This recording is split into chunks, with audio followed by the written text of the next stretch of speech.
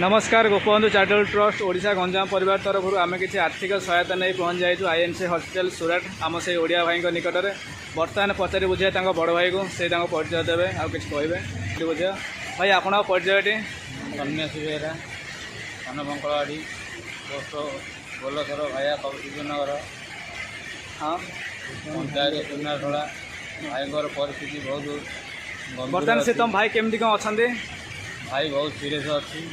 बर्तमान आम आर्थिक अवस्था कमजोर अच्छी आर्थिक अवस्था किसी हाथ में ना हाँ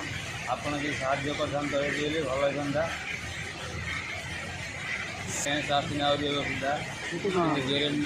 हाँ सेन्स के दिन आसने 15 दिन है सेन्स आसनी हाँ हाँ बर्तमान आर्थिक 6 लाख खंड पलि आसा 6 लाख टाइम खर्च हो गला खर्च हेले भी सेन्स आसने सेन्स आसना ठीक ठीक अच्छे आम के पैसा आदाय हो दे दिंतु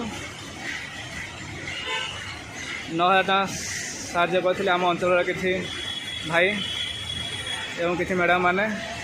गणी दियो आमको साहय कर तुम बहुत बहुत धन्यवाद बहुत बहुत आशीष।